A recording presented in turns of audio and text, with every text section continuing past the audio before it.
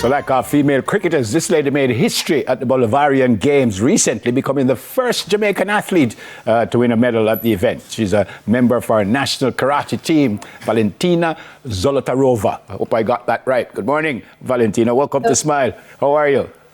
Morning. I'm well. Thank you very much for inviting me and for having me on the show. It is my pleasure. But I was preparing for this and said you started karate in the Ukraine. So you're Ukrainian, are you?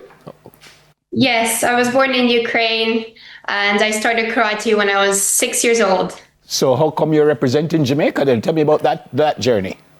I left Ukraine when I was 8 years old and I traveled through different continents. I grew up in Cyprus, Canada, United Arab Emirates, and eventually Jamaica is a place that gave me an opportunity to grow and to reinvent myself as an athlete and as a woman.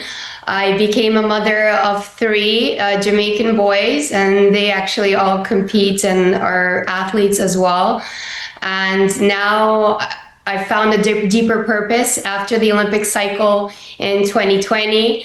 It really became my mission to try to elevate sport across all of the Caribbean, not just in Jamaica. So I think I finally found my purpose and my mission in life beyond sports. Oh, beautiful. But what made you stop in Jamaica in the first place? I was 21 when I first came to Jamaica. I fell in love and got married. And although the marriage didn't last forever, I have three beautiful children, and I fell in love with Jamaican culture, Jamaican music. And till this day, I think this was my destiny to come to Jamaica. And really, I consider it my home. Oh, beautiful. You already told me when you started, but why karate? And why did you decide to continue to, well, I suspect I could say you're a professional athlete. Yes, I started for health reasons, actually. I had asthma when I was a little girl, and my mother searched for activities that would help me regulate my breathing. She never thought it would be something that I would fall in love with so deeply. And that's how it started. And then it just became a passion. Everything I would talk about was karate. Anything I would think about was karate. All of my essays in high school, whenever I had an opportunity, I would speak about karate, learn languages through karate. So it really became my way of life. I'm not a medical person, obviously, but you say asthma. It would seem that when you get really excited and you're working hard, that's when you might have an attack. So how did that help you? It helped me overcome. So when I was younger, I couldn't run even 50 meters. I would cough. And over time, I grew out of it. At the moment, I don't even need to use a puffer. So it really made a big difference in my life, not just in sports, but in my health overall. Any other sport? Nothing seriously. I do recreationally. I play football. My middle son is a football player, so he'll teach me sometimes, and I enjoy playing other sports, but karate does take up most of my time. What kind of response have you got when someone says Valentina Zolotarova representing Jamaica? What kind of response do you get when that happens? To be honest, within the karate community, as a world community, it is a big but also a small community. We all know each other.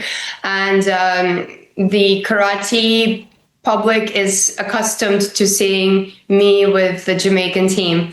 However, when somebody new outside of the karate community first sees a blonde woman with a name that sounds Russian, they're quite confused. And with the war in Ukraine, a lot of people assume that I started representing Jamaica after the war started, which isn't my case. I left Ukraine when I was a little girl. It was my parents' decision. My father had a job abroad, and so that carried me all around the world. And I think anywhere that I've lived, I didn't fully fit into that community. And I think Jamaica is a place where I found myself and I found a home and found a purpose. So I think it just is a matter of time until people get to know me and get to know my story and what my goals are for Jamaica and for all of the Caribbean. And the name and the blonde hair will be just one little obstacle to hop over. Because you mentioned the war, do you have family still in the Ukraine? Yes, I have some extended family in Ukraine. Some of my family has moved to other nearby countries, but it was a tough couple years. As any human beings, we are very powerful. That's one thing that Ukrainians have in common with Jamaicans. We're very strong people, and we're ready to overcome any challenges that come our way. Yep, and I hope your family there safe. Thank you. Thank you very much. What about karate in Jamaica, in the region? How big are we when you look at the rest of the world? Can we beat up everybody in the world, or we're not there yet? Karate in Jamaica actually has quite a long history, although the federation is recognized by the World Karate Federation. It's only been a few years since we've been formally recognized. There are so many dojos all across the island. Even within just the capital city, there are so many dojos. The headquarters is at the Girl Guides. Seishan Tony Robinson and Shehan Keith are there. And there's also Sensei Nikki, Sensei Heather Campbell, Sensei Khalil, many different style organizations.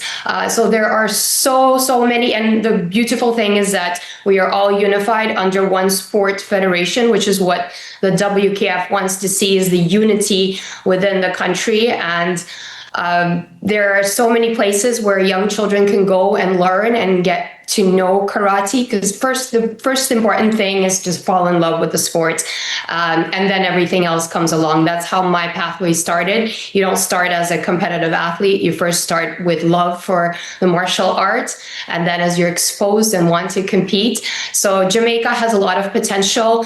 People are very athletic already. There are so many athletes that practice different sports just growing up, going through the school system. So it's just a matter of having the opportunity to attend competitions and to really get to know sport karate to have the success that we want. Yep, I know T-Rob very, very well. Do you think because of your success, Jamaicans will say, no, I want to do that also? You think this will change some kids' minds?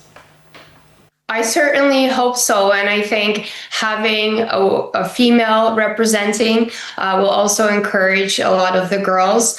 When I started, there weren't many women doing karate, even in Europe.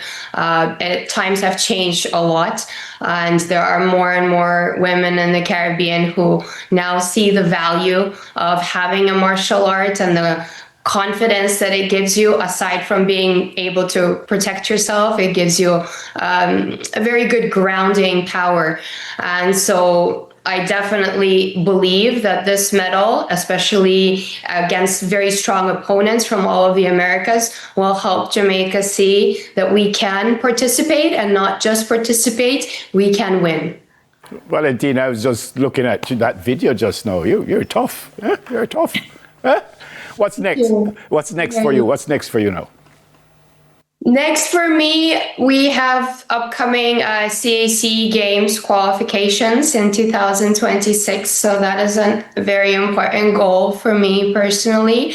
And as a federation, as a system, I would like to see more of our athletes prepare for the next Olympic cycle, and to really grow from this strength and momentum. So I'm really excited about the future. Okay, you already said that one of your kids plays football. Are they going to be karate champions? One of them is actually amongst the top in the world in his age category for karate. He's representing Jamaica, Rosandre Evans. Valentino, my middle son, he's the one playing football, currently playing for an MLS club in Canada called the Vancouver Whitecaps. And the little one's 11. He's very good at karate, but he does tell me that he also really loves basketball. So we'll see. Is he tall? Is he tall? He's 11, so for his age, he's tall. But all right, we'll have to wait and see how tall he grows. Congratulations. Congratulations that you've won a medal for my country, for our country. Really appreciate that. And I'm happy you stopped here. I'm happy you stopped here because I suspect you could have chosen another country.